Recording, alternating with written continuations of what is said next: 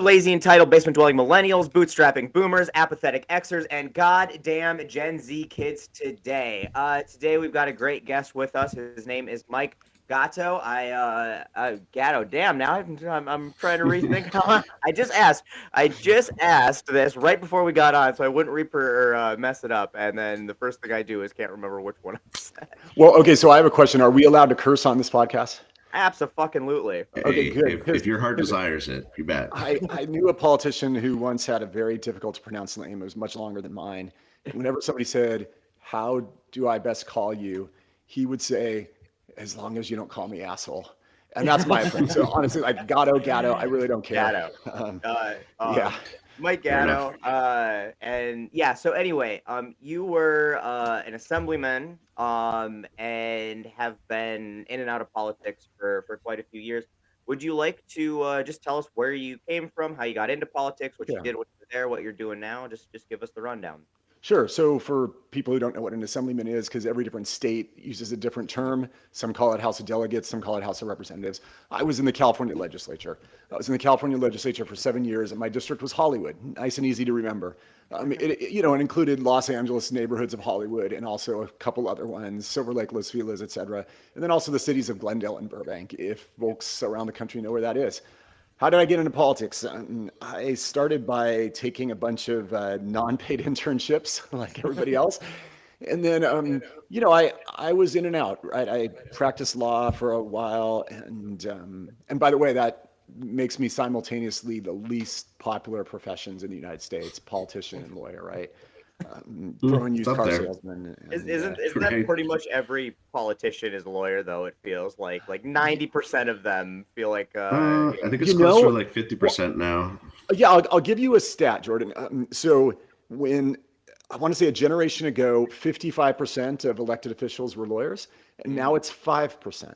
So 5%. Yeah, so wow. It's gone down. It's gone down quite a bit, and we've all seen like when they recruit a candidate now, it's like they'll try to recruit like a candidate who's like a farmer, who's like half this ethnicity, it's like these people are almost like, out of central casting now. So we lawyers don't have a chance anymore. Yeah. But anyway, make an honest living as a lawyer. So as honest as it can be. Yeah. But when I ran for office, I was not the favorite. I was considered an extreme long shot candidate. I always tell people I ran against my better judgment and against my wife's wishes. And by some miracle, I won. I won 8 elections, served 4 terms. And now, so I pressed pause on my political career upon the birth of my 3rd child.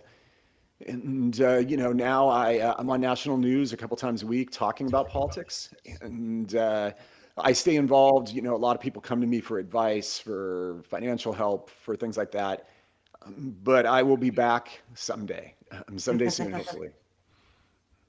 So you just had a child then? Congratulations. Oh, no, this was a while back. This was when I pressed pause. Yeah. So I have 3 now. So Are you sticking with 3 or are you trying to fill a Suburban? I would love to fill a Suburban, but, unfortunately, I'm not the only one with an opinion on these matters. Yeah. So your future aspirations in politics, what would those look like if you want to be back someday? Well, so I have an open committee for lieutenant governor. California has an elected lieutenant governor. Some states, they run them as a ticket. I also, I'm an attorney, so I think I qualify, although that's a loose term, right? I qualify to be attorney general, which I think is a fantastic job. Look, I also have a lot of friends who are running for things, and it's entirely possible that if some of them win, I might get appointed to something as well. But the bottom line is, I believe that public service is a tremendous gift. When the voters elect you and they tell you, you are going to be our representative, first of all, you get your hands on the wheel, which is nice. And secondly, you have this ability to profoundly affect society. And I always loved that. It was always just the biggest honor for me. And as corny as that sounds, I don't want to start on a corny note, but it really is an honor. No, I don't think it's corny at all. So I joined the military when I was 17 because I wanted to, better serve, my country and be a part of the fabric of our society. And like, this is the only piece of like military clothing that I really ever bought or own. And it's only because it says service before self. And so that really like, got to me. And so I potentially someday look forward to running for office. It's always something I'm thinking about, and would really enjoy serving my community. Yeah, it's an honor. So Hollywood, I mean, that's a big district. Obviously, state representation is a little bit lower barrier to entry than obviously like a U.S. congressman or a senator or a governor, something like that. But some state representatives obviously serve really big, wealthy districts, and that's what you served. What was it like running for a state representative in a district like that?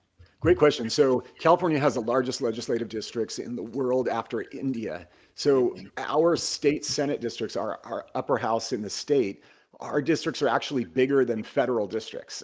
That sounds crazy, but by a lot, by like 30%.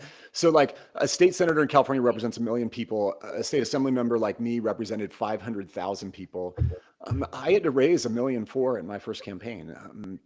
That's would always, insane for a yeah. state rep. I know. I would talk to my relatives in Rhode Island, and they would be like, "Why don't you just go knock on doors?" Like, no, I'm doing that. I'm doing that, but there's 500,000 people in my district, and they're like they've got that like New England democracy where it's like there's like 150 people, or whatever it is, and so they never understood like why I had to run this big, professional campaign, but. Yeah, it's like just do what JFK did. It worked with JFK. Yeah, exactly. Have dad buy you the election, but it was interesting. It was really hard fought, and a lot of people, who get state districts in California, they start with local government, school board, city council, things like that. And did you start with any of those, or did you go straight to state legislature? I went straight to the state legislature. So I think that that has some important merit for people looking to get involved. More and more people are looking to get involved in politics. It's kind of our country melts away around us, and it feels like it's falling apart. And people want to be more civically engaged, but it's daunting to get civically engaged. And obviously, state legislature is one of the lower barriers of entry for people to kind of start picking up that torch. And I think the fact that you ran for state legislature and probably one of the highest barriers of entry in that realm, what advice or information do you have that you can impart on people to help them get civically involved? Where should they start? How would they go about raising money? Because obviously you know how to do it. Granted, you have some wealthy people in your district, but like how do you go about running a successful campaign? That is an excellent question, and it's one that I am happy to share with your audience. So my pieces of advice are many, but what I'm going to do is I'm going to narrow it down to 4 specific pieces of advice. Okay. The first one is so simple, but I want to use it as an illustration. It's get organized. And what I mean by that is you should be, the way to get elected arguably is the same way that you succeed in any field. It's by surrounding yourself with the right people. And the very, very first step is to get organized. It is to make sure that you have in your phone or in a database or somewhere every person you know. When I meet with a candidate, the first question I have is I say, hey, go to your iPhone, go to your contacts, go beyond the Z, there's a number sign. Tell me how many people are in your phone. If they have about 800 or 1,000, then I know they're going to succeed. If they're like, oh, I've got 50, well, okay, you're probably not going to get elected. When I started running, I had about 1,000. Now I have about 12,000. I know a very successful politician who has 40,000 people in his phone. 40,000. Okay, it really is who you know, because it takes this big. Hillary Clinton said it takes a village. It takes this whole group of people supporting you, and that segues into the second thing. My second piece of advice: you need to have a lot of good karma. And what I mean by that is you need to have had run-ins, interactions with people over the course of your life who by and large have a positive experience with you versus a negative experience. And again, what I mean is, my 1,000 people, right? I had people from grammar school, people from high school, people from college, people from law school, people from the professional world. And, we all have these like expanding circles in our lives. And you're going to need to call every single one of them for money. You're going to. And there's training that the DCCC gives to congressional candidates. When Nancy Pelosi, Hakeem Jeffries, when they recruit somebody, they give this really powerful training. And they say that the first circle is you. You can't call anybody for money or help until you yourself have maxed out what you're willing to give yourself. Okay. The next circle is your family. You got to call not your mom, your mom, your dad, if they're still with us, but great Aunt Millie in Maine, right? And and only after you max out that do you go to your closest friends, and so on and so forth. And the last circle is strangers. And people often think the opposite is true. They start with strangers. That's not how it works. So you really need to make sure that you've got good karma with every circle in your life. The third factor is that you do need to surround yourself with people of means. Because when you get to those additional circles, you need to make sure that you're talking to people who have been blessed enough that they have the money to give to politicians running, and also that they care enough, right? That they care enough about it. And the final circle is to get a base. And what I mean by that, people are like, well, how do you get a base? Like, if you don't have an ethnic base, or you're not like, no, you can always get a base. Like, your base can be your knitting circle. Your base can be your car club. It can be your former veteran buddies. I mean, it can be anything, but just cultivate a base. The worst possible thing is politician declares for office in March, politician starts showing up to meetings of the local car club in April. Like, be seen before you're running for office. I mean, get involved in your community, PTA, whatever it is. Just, that is how bases are developed. And you need to, are you guys old enough to remember Eazy-E? A little bit, yeah. I mean, oh man, oh god, that makes me feel old. All right, well, there used to, the most popular rapper in the United States was a guy named Eazy-E, and he had a song lyric where he said, and I'm translating for your audience to be polite, "It doesn't concern me if it doesn't pertain to earning income or relations with the opposite sex." Okay, now the lyric was way crustier than that. But anyway, as a politician, right? Fuck bitches get money. Is that what? Well, I mean, as a candidate running for office, you have to be laser focused on raising the resources and getting the votes. And the resources lead to votes, but you can also get them directly by having the base. So you have to be laser focused on those two things. And I think the 4 pieces of advice I have are how to get those 2 things. That was much better, well thought out answer than most people give. I'll give you that for sure. Yeah, thank you. No, it was that is, I think, great structure. That needs to be in a pamphlet somewhere where it's like, how do you run for office? And this is your 3-folded pamphlet. It's interesting though, like hearing this, and obviously politics is always a balancing act of, how much of your soul do you sell to do, for the greater good. But a lot of people get really frustrated, I think, with a lot of the things that you just said. Is like, you need to rub shoulders and grease palms and be in these circles of wealthy, powerful, influential people. But that often feels, it doesn't in every necessary circumstance, corrupt people, but it is often seen as a driver of corruption. It's often seen as the first step in people losing sight of why they ran for office and who they really represent. And what do you have to say to that, and how people can still raise the resources necessary to actually be successful in political campaigns, but not completely lose their soul to the people who are ruining the world? Great question. So again, I'll have 3 answers, and you jump in and tell me if you want me to expand more on whatever. So the first one is, I taught upper division poli-sci at USC, and my students would often ask me this exact question, and I would answer them honestly. I would say that this is my breakdown after being in and out of politics for 35 years. Roughly a third of the people in politics got in for the right reasons, and they've managed to stay pure.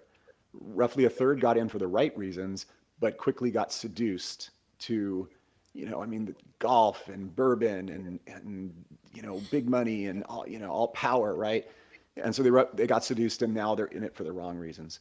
And roughly a third of the people you encounter in politics are awful, terrible people who got in for the wrong reasons and have stayed awful and terrible. Now, if you're paying attention and you're good with math, you're like, okay, carry the 5. Well, wow, geez, 2/3 of the people in politics are in for the wrong reason. Yeah, they are. At any given time, 2/3 are in for the wrong reasons. And that is a real shame.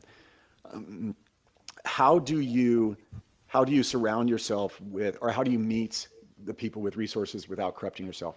I'll give you a very easy tip that nobody ever follows. Okay. Pick a politician that you admire the most. Okay. Pick the one that you admire the most. Everyone picture them in their head, hopefully somebody local. Next time they hold a fundraiser, go. Most politicians who hold fundraisers, they tier it. They'll say, like, gold medal, $1,000 contribution, silver medal, $500 contribution, bronze medal, $50 contribution, right? You can often go to these fundraisers of somebody who is not corrupt, somebody who is pure, somebody who you admire, and somebody whose politics are similar to yours. You can often go and meet the $1,000 contributors for $50. And when you go there, you'll see, like, these are just regular people. Like, it could be like a local doctor in the community who cares about the laws that affect doctors. It could be somebody who has a glass recycling business who cares about the laws that affect recycled glass. And that person will donate $1,000 to that politician you admire, and you can get in that door for $50. And I say this till I blew the face, and nobody ever does it. But it is such an easy hack to, like, go and meet those $1,000 contributors for a politician who's pretty similar to you. I like that. It's like a little hack. Yeah. I mean, it to me, it's just, I don't know. But then, anyway, so that's basically how you do it. Like, how do you keep yourself grounded? Talking with the voters was always how I did it. Like, you're there for the voters. You have to separate the money from the votes. Well, that's great. I've never heard anybody give that kind of advice before for finding, like-minded donors, and that's brilliant advice. And it's really a shame. Have you written a book yet? I have written a book, but it was about a different topic. But I do topic about this in the book because I do want people to understand that even if you're a principled elected official, sometimes you have to compromise. And let me explain this, okay? Let's imagine, and I know a guy like this, okay? So I have a friend who got into politics because his daughter was killed in a very awful traffic accident that could have been prevented. And so he ran for office and stayed in politics for about 10 to 12 years. And he was laser focused on traffic safety. He just wanted to do things to make traffic safer so people didn't have the tragedy that he suffered. Now, you just imagine you've been working on a bill that is going to move the needle for your pet issue, traffic safety, the environment, whatever. You've been working on this bill for 10 years, and for 9 years it has failed. But for 10 years, you're now in year 10, and you've got this fragile coalition, and it's right about to go before Chairman Smith's committee. And you know that this is it. Like, this is your chance to do some real good, and this is why you ran for office. Now, Chairman Smith has a bill coming before your committee, and Chairman Smith's bill is like, the evil empire. It's something that's just god awful, and you don't like it. You see his motivation. You don't like his motivation. Well, you're faced with a decision every day in politics. Do you hold your nose and vote for Chairman Smith's bill so that you can do the good that you got elected to do? Or do you just say, like, I'm just going to totally screw him over, and, he screws me? I mean, and that's the tension in politics. But you know what? There's no way to sugarcoat it. There's no way to get rid of it. It's built into the legislative system, right? And so there are always people who never ever play the game, and they never get anything done. They accomplish literally zero in their time in office. There's people who constantly play the game, and I think all of us are disgusted by them. But I'm saying, even if you're somewhere in the middle, if you want to get something done, sometimes you have to hold your nose and help Chairman Smith so that you can prevent traffic safety so that other families don't suffer what you've gone through. I hear what you're saying, and I mean, like, I understand the nuance of politics when it comes to that structure. Obviously, in bipartisan situations, especially, you have to do some sort of aisle crossing to get legislation passed. But we've all seen politics become more and more partisan and obstructionist over the past, well, really 4 or 5 decades, but definitely the past 2, 3 for sure. And it gets harder and harder to justify, because it always seems like in those situations where, you hold your nose and you consider the nuance to get your traffic safety bill passed, um, it always ends up moving things more to the right and more to the top, rather than down. And if there's no way around that, what's the point in participating in this system, in this game? And I think a lot of people have that frustration of, yeah, okay, we've selected the lesser of two evils for decades, and we've just ended up with a lot of fucking evil, and it doesn't even feel like the lesser of them at this point. Yeah. Okay, so I should be clear. So I'm talking about something a little different. First of all, California is a supermajority Democratic state. Mhm. In my example, the guy I'm talking about and Chairman Smith, they're both Democrats. And the bills are not necessarily even partisan. I mean, look, I got asked to vote on bills by my fellow Democrats that were just stupid. Sometimes they were just really stupid bills, right? It just because someone has a D or R in front of their name doesn't mean that their ideas are good, right? Right. But I'm saying sometimes you have to entertain and you have to let somebody go forward with their bad idea so that they will not completely machine gun your good idea. So that's what I was talking about. I wasn't talking about necessarily bipartisanship. The only way, and this answer, I don't mean it to sound glib or flip or whatever the term is, but the only way to change any dynamic is to win more elections. I mean, it's to have a clearer national consensus than what we have now. And why we don't have a national consensus, I mean, I think all of the different factors that people cite are true.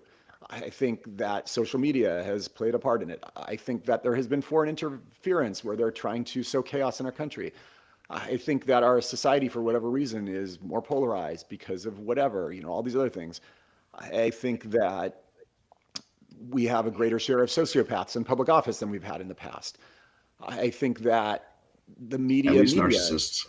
Yeah, and I think the media, there is no Walter Cronkite. If you want to go way back, there's nobody like that anymore. There's lots of filter bubbles, but ultimately, I think at some point in the next 10 years, our country is going to have a decision, and it's going to go either this way or that way, and it's going to be one of those moments because we can't survive like this anymore, where it's like 45% of the country is really in this camp, 45% hates the other side, and there's 10% in the middle, and that's a recipe for disaster. I mean, I think 10% in the middle is probably generous at this Yeah. point. It's hard to find anybody truly in the middle anymore. And if you say you're in the middle, you're either not involved at all or you're lying because you're embarrassed about the side you're actually on. Um, I do agree though. I think I've been thinking a lot back to the late 1800s, early 1900s when we had the robber barons. We had this huge transfer of wealth to the top.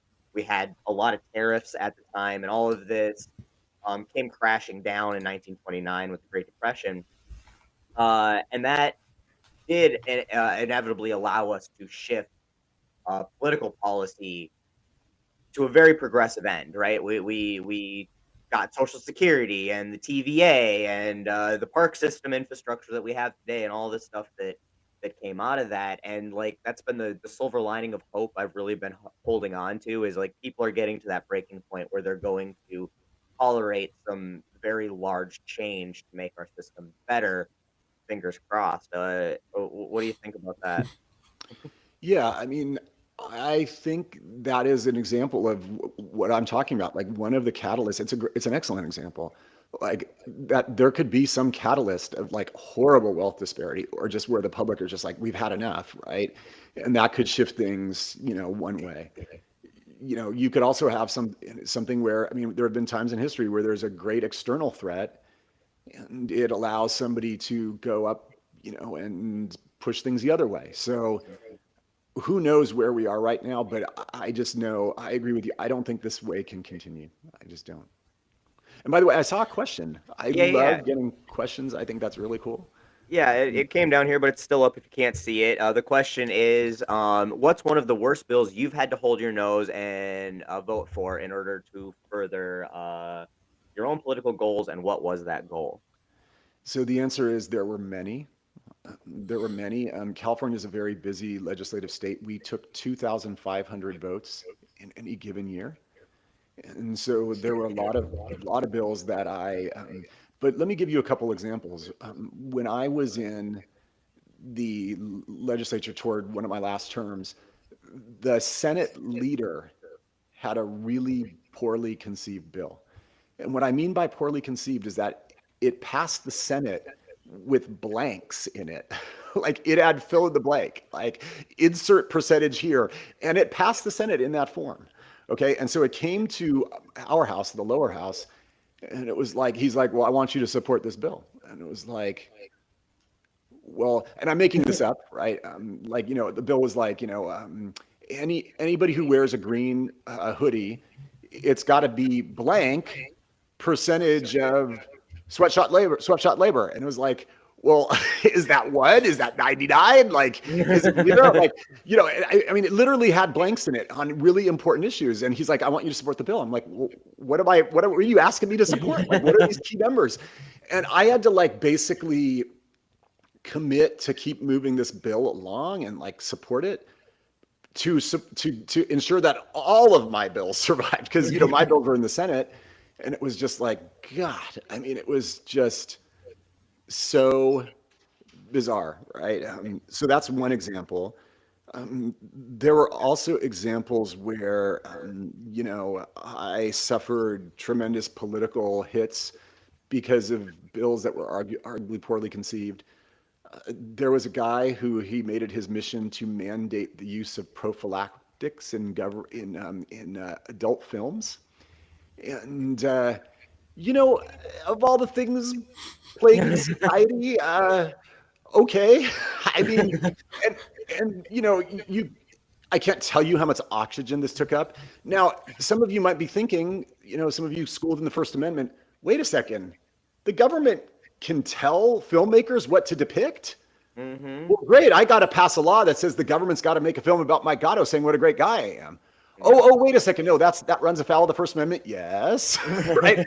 And so like, I never supported that bill. I actually killed it when it came before my committee, but then the author sent mailers to my district saying that I liked the adult film industry and like all this stuff. And it was just like, no, I just like the First Amendment, but you get fights like that all the time, and they're often over really, really stupid things. Well, and I think that that's why it's hard for people to continue to have faith in our governmental system, because like things like that, we talk, it's really been weaponized by the right, waste, fraud, and abuse. Right, same thing. Waste, fraud, and abuse. And obviously they're projecting that in a way that is not accurate, in systems that are just vital systems like the VA and Social Security and Medicare and Medicaid. Like those are very efficient systems that are desperately needed to make sure that people can live happy, healthy lives. But there is waste, fraud, and abuse in the sense of just the inefficiency of government. Like we're paying people to pass bills with blanks in them, like that's insane. And to think about like how incompetent so many people in government tend to be, or at least present themselves as, for whatever reason. Like, I mean, what would be the motivation for forcing a bill through that is essentially useless because it's got blanks in it? And like looking from the outside in, just like, again, how can you have faith in a system that just allows this type of inefficiency? And to me, that's fraud and abuse and wasteful use of our resources, Well, I mean, the blanks had to be filled in before it got, final passage and signed into law. I just think the purpose of him moving it along was to meet legislative deadlines so that his bill could survive. But it was like, man, you really had a lot of work that you should have done to build consensus, to get everybody on the same page, to make people understand what you're trying to do, but you chose not to do it. It was lazy, it was sloppy, it was deceptive, because you could tell everybody that those blanks were going to be what they wanted them to be. And so that's why I think it was offensive, right? And stuff like that happens all the time, and it's really unfortunate. Well, and I think that brings us to the other problem, the frustration that people have, is stuff like that happens all the time because there's such little accountability in politics, and so few levers that voters have for imparting accountability on their elected officials. I mean, aside from, primaries and general elections, we have almost no levers for accountability when it comes to our elected officials, or at least that's the way that it feels being just a regular citizen. And how can citizens hold their elected officials accountable so they're not lazy and sloppy and are actually efficiently working and doing the job that they were elected and hired to do? Well, I mean that is the only lever of accountability we do have in our system is elections, right? And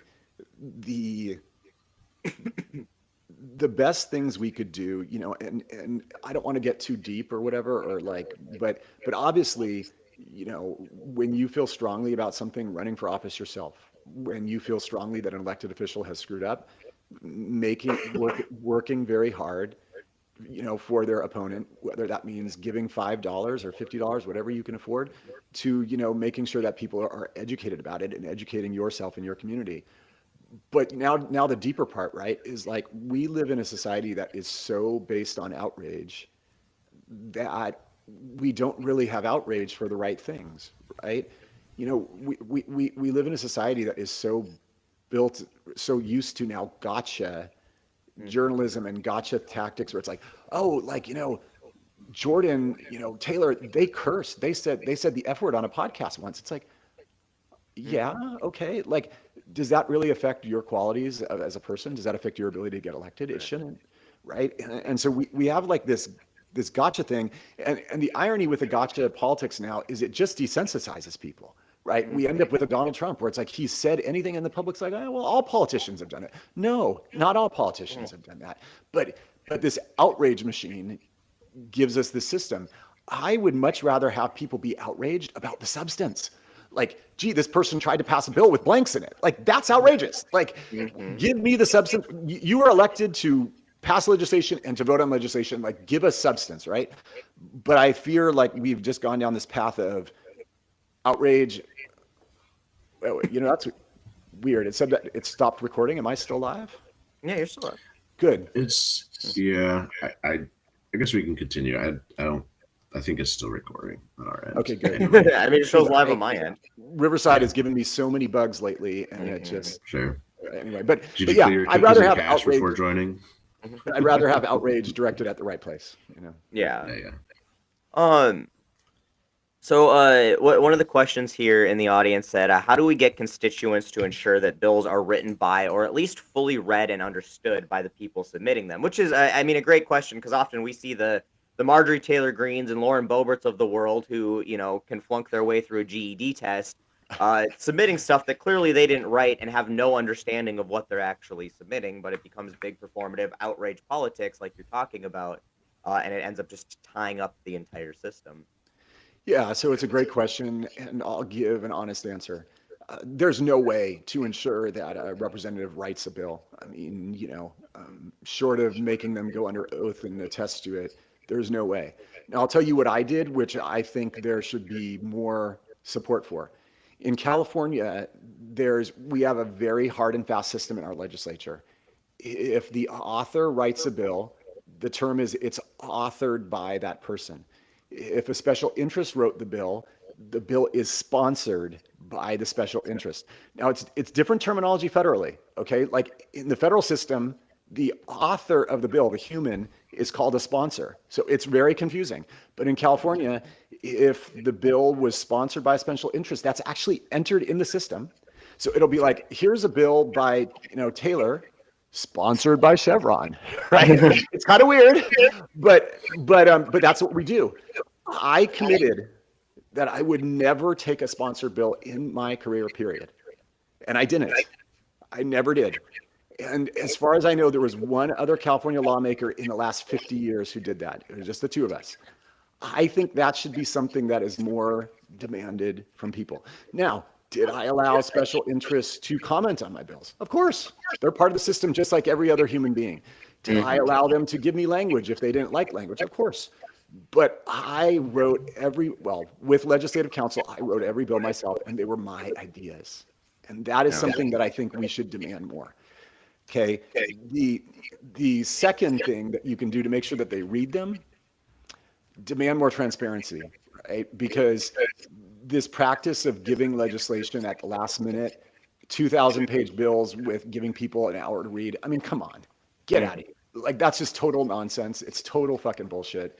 And the public's got to, like, anytime that happens, it's like, just vote no on that bill on principle because it hasn't been read. Hmm. Well, I think that is. I didn't know that California did it that way, and I would love to see something like that on the federal level, where it Yeah. said like this is a special interest introduced bill that's been written. Yep. I think that would provide a lot of transparency, and yeah, it's insane to me that there's not a minimum time frame that a bill can be introduced before being voted on. Like there should be a specific amount of time that it is just required every bill is put in for consideration. Yeah, in California, it's 72 hours, and that Which was is a still not nearly hard-fought enough. reform. That was Yeah. a hard-fought reform, and people still try to game it. It's like people still try to game that, and it's awful. I mean, it should be a week or two at least. You would think there's very few bills that need to be voted on within hours of conception, and I don't understand why. I mean, I understand why people are gaming the system. Obviously, it's way easier to get through shady Yep. evil empire shit if nobody has So time true. to read it. Back to your talking about kind of gotcha media and just outrage media. You said that you spend a fair amount of time on TV, on talk shows, doing media. What has been your experience doing that? What do you do usually when you're on those media outlets, and what are you talking about? How are you framing that? Are you feeding into the outrage media because you need to do that to get the bits and get the slots on it, or are you trying to fight that system? What do you do? So I like to think that my approach is good, but I think only time will tell. First of all, I will talk with anybody. If I get asked to go on a show that is, perceived to be far left, like the Young Turks, I'll go on. If I go asked to be on a show that is perceived to be on the far right, I go on. And my belief is my views should be defensible to anybody. They should not change based on the audience. I might change the way that I phrase them so that the audience will understand me better, but I will talk with anybody, and I think we should have more of that. We should get out of our our silos and go and talk with other people. The second thing that I do is I have tried what I call radical candor, which is if I think my party is wrong, I will say it. If I'm on like a right-leaning station and someone's like, oh, California Democrats did this bad, I'll be like, yeah, we did, sure. Like, I mean, we're human and we screw up. And let me also tell you though why I think that this other position is right or wrong, right? And so I believe that type of transparency is more healthy for a good dialogue. I try to do the opposite of getting outraged. I try to still finding little bits of consensus, and it's hard, but I'm not going to stop. Have you? How long have you been doing this? Like, have you seen any long-term reactions to the approach you're taking? Do you feel like you've moved the needle any on it? I like to think so. I will go on Newsmax and I will talk about whatever, and sometimes people will tweet at me and they'll say, wow, like you made a lot of sense. And it's like, I know that audience on Newsmax is not a California Democratic audience, right? And if they tell me that I made a lot of sense, then it's like, wow, I guess I must be making sense, right? And so no, I have seen it move the needle sometimes. Look, I went on Ben Shapiro's show and we went in like almost ready to fight each other, and we left agreeing on things. And so, that was cool. So, I mean, there are still opportunities where you can come up with chances to try to move the country forward in a united way. This is something that I worry about, especially now as my platform has kind of grown, is engaging with people like Ben Shapiro, where I really struggle with when is it okay to engage with these people, and when are you platforming ideas and normalizing ideas that are that shouldn't be platformed and normalized. And when are you introducing audience to those ideas where maybe they wouldn't have gotten that introduction? Where do you understand what I'm saying? I do, but I think that is. So I take an extreme position on that, or not an extreme position, but a blunt one. Okay, I think saying that you won't talk to somebody despite how crazy their ideas or whatever, would be kind of like a parent in like the 1920s telling their kid that they can't go to a section of a library because something like a book is dangerous. That type of thinking, I disagree with 1,000%. I can't tell you how much I do. I think it's like this. If that person's ideas are truly crazy, then let them say them and let the public learn how crazy they are. If that person's ideas have a kernel of merit, then explore what the kernel of merit is. That kernel of merit could simply be that young men across the country, right and left, feel left out of the system because there are no longer good opportunities for education, for jobs, for having a future in the United States. And that is something that people pick up on the right or the left. And you know what? Talk about that. Explore that with that person. Come to a consensus on that. Tell them that you think that they're a fucking asshole on everything else. But talk with them about that. I don't believe in dangerous knowledge. I don't believe in not talking with people like that. So I guess Jordan, I guess from what I'm gathering is it's not so much having that person on your podcast or your platform. It's the manner in which you engage with them, in that you are very able to identify the things that you think are insane, and the things that you think are potentially valid, and exploring those avenues, or really fiercely debating the things that you think are insane or dangerous ideas, right? It's not necessarily the person, it's how you discuss those issues with that person, I guess, is what I'm hearing. Yeah.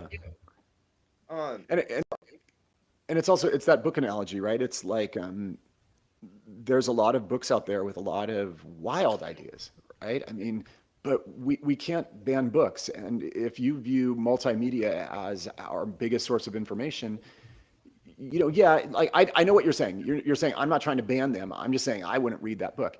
It's true, but you can't also keep people from that section of the library. There's a difference between banning books and going on a book tour promoting a book, and that's where I think that this is, because I don't know that knowledge is dangerous. I would never advocate to say that, but I do think that some ideas being normalized is dangerous. And I think we're seeing that in real time. I mean, literal Nazis are becoming an acceptable part of society, far more than they were a year ago, 5 years ago, 10 years ago. And a lot of this has to do with that debate culture of, if you platform a Nazi, on a Jubilee round robin debate, or, not saying that Ben Shapiro is a Nazi. I'm also not saying he's not, but like, if you come up and you platform somebody who has these radical oppressive ideas, and you are a person who has some form of legitimacy, being an elected official, being a person with a platform, and you are meeting them on the same stage, you are in an essence legitimizing that person's ideas as being equal to the platform that you yourself have. And that's where I really struggle with. Well, let me give you an example of why that is, I think, problematic. Okay. Mm-hmm. There are thousands of elected offices around the country, and there are extremists who compete in many of those candidates, things for office, right? If you imagine there's a race for president or senator or governor or whatever, just any important race, it could be for a local school board, and you've got one candidate who is good and pure and has substantive viewpoints, and you've got another one who falls in this category of people that you don't want to platform. You got to debate that candidate. Like, you can't say, me going on the stage, I'm too good for this. I mean, no, you've got to be the contrast. You've got to be the voice of reason. And you just can't say, like, me going on that stage is legitimizing this person, because you know what? If you don't fight that person might get elected. And, I got news for you. They got platforms anyway. I mean, we live in a world where people can go on YouTube and, and by saying outrageous things, they can get a following anyway. They don't need you. And so, but standing on a debate stage for an actual official political position where you're being, where you're running for something, and this person has made it through the requisite requirements to actually get on that debate stage, is very different than like Joe Rogan allowing RFK Jr. to come on his podcast and spew all kinds of. No, it's not. It's not. It's not. I mean, RFK Jr. has made it into the marketplace of ideas, and Joe Rogan's job is to disseminate and discuss things in the marketplace of ideas. I mean, look, to run for office in most states, it's 40 signatures and $100. I mean, it's not some high threshold. Right, You've right. But to got get on a you debate stage know, is, yeah, is usually, I mean, because not you can't let 50 people on a debate stage. So to get usually there's some sort of requirements that you have to surpass. for president, yeah, for president and for governor, there often are. But I'm talking like school board. I'm talking, any important office, local city council. It's $40 and Yeah. 100 signatures. I mean, so I just think it's better if we throw everything out in the marketplace of ideas. We talk about it, we talk it through, we defend ourselves, we let people with extreme ideas try to defend themselves. And ultimately, the people are going to decide. I have faith. I mean, there's a famous case. Right. There's a famous case that the ACLU fought for. The ACLU litigated in Indiana. They litigated to have the ability for literal Nazis to march because that's the First Amendment, right? And so, I don't know. I've always thought that the public will give the public some faith. They'll reject the bad ideas. I don't know. Right. I mean, Or if they don't reject them, then they were never, the people you thought they were in the first place, right? Yeah. And Exactly. Yeah. they really they had those ideas, they just didn't know it. They didn't have the voice out there, and it'll come up. Obviously, it's come up now. Yeah.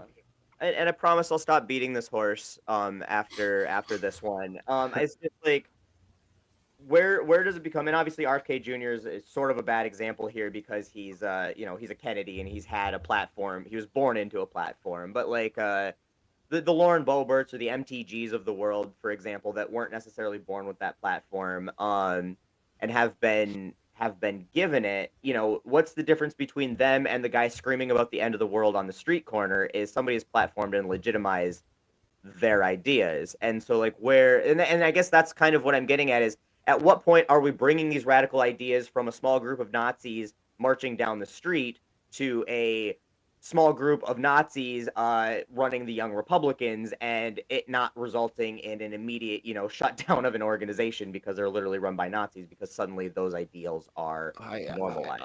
I just don't think that that's the answer. We got No, to. and that's fair. You don't have to. I was just No, that's fine. That's fine. I just like. I mean, some of these ideas are finding fertile ground because there are other people who think that way. But the only way that we as a country move forward is by talking these things through and hopefully the good people prevailing. If we are worried about 60 or 70% of the public voting in place really horrible people in this country, then that's a much bigger problem than, somebody saying, I mean, again, I mean, if for that percentage of people to be amenable to that, they've probably read books on it. They've read stuff on the internet. They've explored fringe stuff. They feel that way in their hearts. They feel that way in their heads. And now somebody's saying it. And so, I mean, it's a bigger problem than that. And I submit that the solution to speech you disagree with is more speech.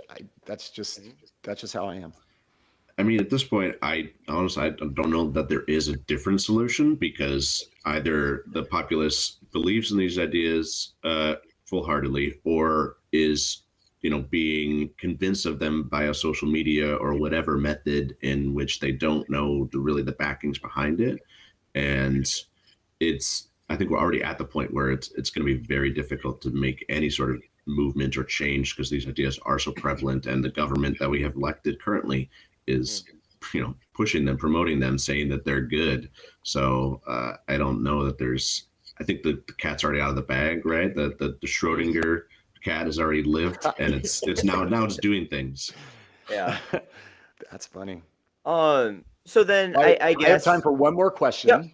Yeah, absolutely. I'll let this one die then. I appreciate you humoring me so much on it. It's definitely something that I've been just kind of struggling with my platform, and I understand the different perspectives on it.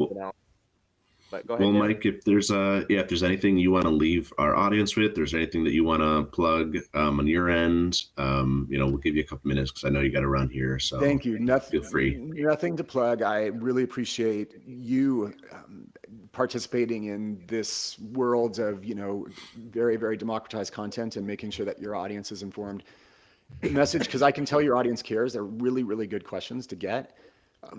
The only message I leave people with is stay involved, right? I mean, millennials had such an unfair, earlier part of their generation as they came of age where everybody said, oh, you don't care. Well, no, millennials do care. And stay involved, get involved, stay involved. Hopefully I gave some decent ideas earlier on. The only path excellent ideas. Yeah. Thank you. I mean, the only path to a better society, it sounds so corny. It's if the caring people actually get involved, take our country back. We can do it. Well, I really, really appreciate the advice that you've given everybody who is looking to get involved, and it's inspiring to see people like you who actually got involved. I do have a question. Do you know Harry? 1 second here. Perry Mead. I think he's running for your. Is he running for your House seat now? I don't know. I have not heard that name. Okay. Sorry, I met him out in New York City, and he was running, and he's in the Beverly Hills area for the California State House. So, well, I will look for him. Yeah. I will look for him. But no, I think that I think the advice you gave, it was definitely new advice that I hadn't heard before when it comes to getting involved, fundraising, figuring out how to maintain your soul and ethics within a very corrupt and dirty world, and I think that will hopefully resonate with some people who are looking to get involved as well. We look forward to seeing you running for something or being appointed to something here in the nearish future, and getting back involved, because I do think that we need a lot more people like you who are passionate about serving and are serving for the right reasons. And we really appreciate the time that you came here and spent with us and imparted some of your knowledge. I want to say thank you to all the viewers, listeners who to give us this platform, give us the opportunity to talk to amazing people here like Mike. And we really appreciate the support. If you want to support our independent democratized media, I like that. That's flattering, as Mike put it. Obviously liking and sharing is great. If you can support by subscribing, that works as well. But anyway, we just appreciate everybody who's in this fight with us. Thank you so much, guys. Absolutely. And Mike, if you, whenever you run for office again, you want to come back on, we'll be happy to have you. I'd love to. Thanks, guys. Have a great rest of your days. Have a great week. Take care, guys.